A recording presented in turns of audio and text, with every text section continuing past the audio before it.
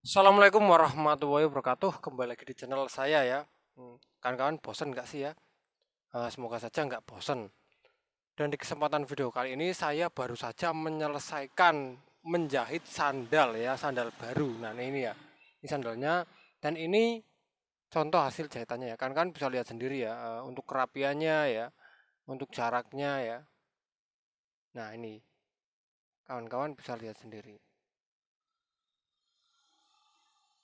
Nah, sudah kan? Sudah lihat. Dan kali ini saya akan meng-share tentang 5 syarat yang harus kita penuhi, harus kita lakukan agar menjahit kita, terutama menjahit sandal, hasilnya itu rapi seperti ini, lurus ya. Ini dari sini ya kelihatan ya, lurus. Maksudnya lurus itu belokannya itu sesuai ya, sesuai dengan alur alur sandalnya ya. Jadi biar hasilnya seperti ini tuh ada 5 syarat yang harus kawan-kawan penuhi. Kalau dari salah satu syarat itu tidak dipenuhi, maka hasilnya nggak mungkin bisa serapi ini. Syaratnya apa saja? Mari kita simak bareng di meja pengerjaan agar kawan-kawan paham. Oke, kawan-kawan bisa lihat ini sudah di meja pengerjaan dan ini sandalnya ya. Hasil walaupun ini jahitan tangan manual ya, harus serapi mungkin ya, walaupun di bagian dalam sini harus rapi juga ya. Ini ya, sampai bawah juga harus rapi juga, walaupun di bagian dalam juga harus rapi ya. Jadi ada 5 syarat ya, 5 syarat agar jahitan ini rapi. Nah, kita akan membahas 5 syarat tersebut ya. Nah ini ya yang belum saya jahit ya, ini sama, ini sudah saya jahit. Nah ini ya, yang ini belum saya jahit, ini kanan dan kiri sama. Nah, ini ya, tuh ya, ini belum saya jahit, ini sudah saya jahit. Ada 5 syarat ya. Syarat yang pertama adalah di bagian di bagian penyayatan atau di bagian jarak saat menyayat ya. Ini sudah ada jaraknya dari sana. Dan jarak ini sudah sesuai standar SOP pengerjaan. Menurut saya ya, ini sudah sesuai SOP ya. Ini belakang itu cuman variasi ya, nanti kita tumpangi lagi. Dan ini juga di daerah sini sudah sesuai SOP, dan saya hanya menyayat sedikit di sini ya, hanya menghubungkan dari depan ke belakang ini syarat pertama adalah harus sesuai SOP jaraknya ya. Jarak untuk kita memasukkan benangnya itu harus sesuai SOP, itu yang pertama ya. Yang kedua adalah dari jarum, pemilihan jarum harus tepat ya. Jadi jarum jangan sampai pakai jarum yang panjang ya.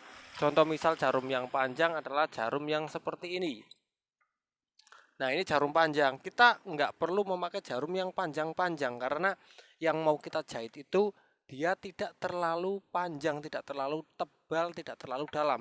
Jadi kita cukup pakai jarum yang pendek yang segini. Nah ini ya, ini kita cukup pakai jarum yang pendek. Jadi jangan pakai jarum yang panjang. Terus tidak hanya pendek di bagian kepala jarumnya. Nah ini di bagian kepala jarumnya kita pilih jarum dengan ukuran kepala yang tidak terlalu besar ini ya. Nah ini ukuran kepalanya kan kawan-kawan lihat ya, lihat ukuran kepalanya ya. Nah ini kan yang ini ukuran kepalanya lebih kecil ya, ini lebih gede. Nah kita pilih ukuran yang kepalanya lebih kecil agar apa? Agar luka ketika kita mencoblos itu tidak terlalu membekas lah itu.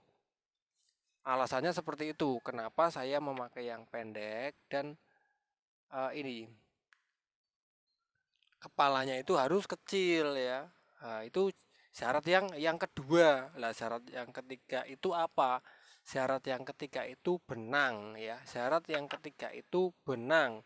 Lah benang karena ini warnanya itu coklat, coklat tua ya. Kita juga harus pakai benang yang coklat tua. Jangan pakai benang yang seperti ini ya.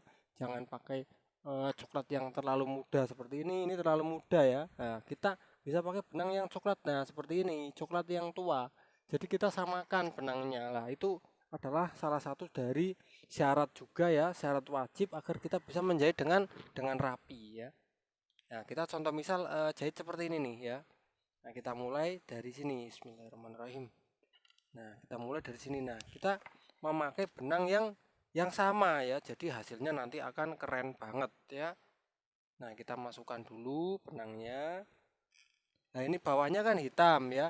Kita juga tidak boleh memakai benang warna coklat. Kita juga harus memakai benang warna hitam. Ya, itu sudah sering dari pertama saya gembor-gemborkan terus kalau menjahit.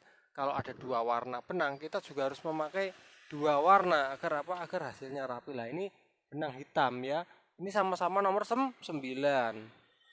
Nah, kita sambung. Cara menyambungnya adalah kita cukup sambung biasa saja ya. Sambung biasa seperti ini. Nah, kalau sudah selesai agak ditarik kencangkan terus kita potong. Potong jangan terlalu mepet nanti malah lepas ya. Kita potong. Nah, setelah dipotong seperti ini, lanjut kita memasukkan ini sambungan ya ke dalam sandal ya. Jadi disembunyikan ya. Sambungannya itu jangan sampai di luar, nanti kelihatan kita nggak profesional terlihat sambungannya ya. Jadi sambungannya itu jangan sampai terlihat oleh si pemilik nanti ya. Nah, ini sambungannya sudah nggak terlihat ya, sudah di dalam lah.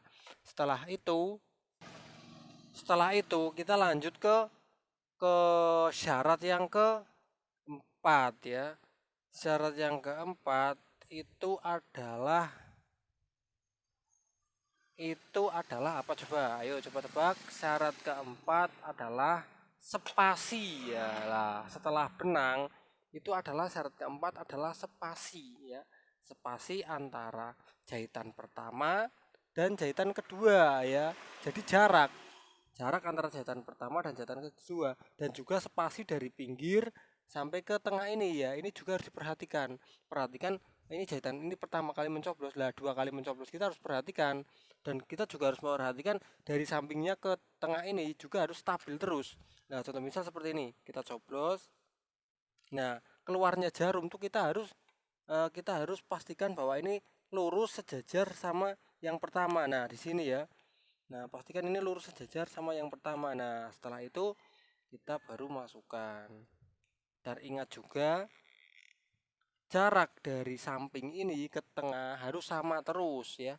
Jangan sampai belok-belok. Kalau belok-belok nanti hasilnya juga nggak akan ketemu, nggak akan rapi ya. Lah, ini jarak dari sini juga harus. Nah, seperti itu contohnya, ini masih 2 jahitan ya. Masih 2 jahitan. Spasinya harus sama, jaraknya harus sama ya. Itu syarat yang keempat. Lah, syarat yang kelima itu apa? Syarat yang kelima itu dari diri kita sendiri, teknik ya. Kita harus menguasai kebiasaan, yaitu dari cara menarik benangnya ya, dari cara mencoblosnya seperti apa tekniknya. Ini dicoblos terus agak diangkat seperti ini, didorong ke atas biar sampai lurus sejajar dengan yang belakangnya. Terus cara mencantolkannya seperti ini ya. Jadi teknik ya, yang terakhir itu kembali ke teknik kita ya.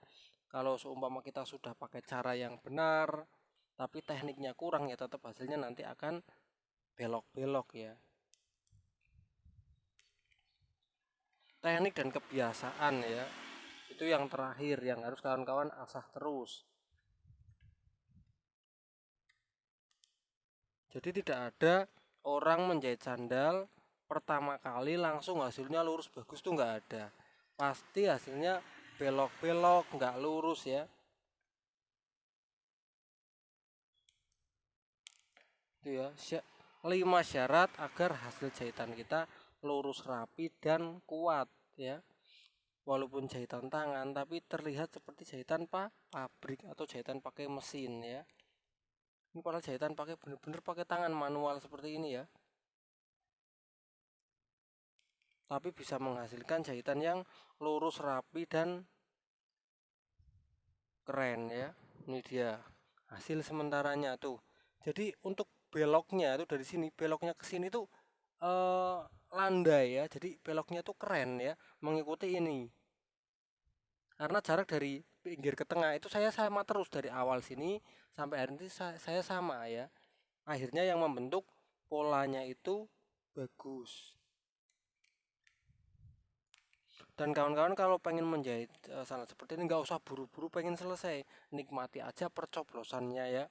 Jadi nikmati percoblosannya, dan juga harus diukur benar-benar ya, jangan sampai asal-asalan mencoblos, karena kalau sudah tercoblos, sudah terluka, itu nggak bisa kembali ke seperti awalnya ya, pasti akan cacat.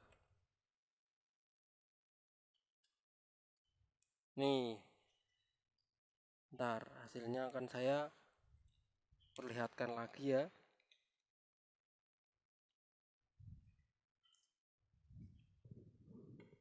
Karena sandal itu kalau jahitannya nggak bagus itu sekarang nanti yang pakai itu nggak suka dan nggak dipakai malah ya. Jadi di samping dijahit sandal ini agar kuat tuh juga jangan mempengaruhi kualitas tampilannya ya. Kalau tampilannya jadi jelek walaupun kuat ya yang pakai nggak mau.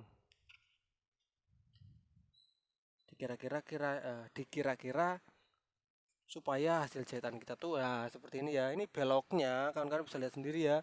Dari sini untuk sampai sini tuh keren ya. Jadi nggak jauh sama yang sudah jadi ya. Ini yang sudah jadi tuh nggak beda jauh ya, sama ya. Keren beloknya tuh. Jadi itulah 5 syarat ya. Ini nggak saya selesaikan ya. Yang penting kawan-kawan sudah tahu 5 syaratnya agar hasilnya bagus ya. Ya, dari yang pertama itu dari sayatan atau dari yang pertama kita memilih bawahnya ini ya. Memilih bagian bawahnya ini. Yang kedua dari jarumnya. Yang ketiga dari benangnya. Yang keempat dari spasi atasnya. Yang kelima dari teknik yang kita kuasai. Semakin kita sering, semakin kita tekniknya sudah bagus ya, sudah biasa, pasti hasilnya akan lebih lurus dan lebih keren lagi. Tapi tanpa mencoba semuanya akan sia-sia. Ini ya. Keren ya, lurus. Beloknya keren, lurus ya. Jadi seperti itu. Oke kawan-kawan, jadi itu saja yang bisa saya share. Semoga bermanfaat untuk kawan-kawan semua. Saya akhiri video ini, nantikan video-video saya selanjutnya ya. Wassalamualaikum warahmatullahi wabarakatuh.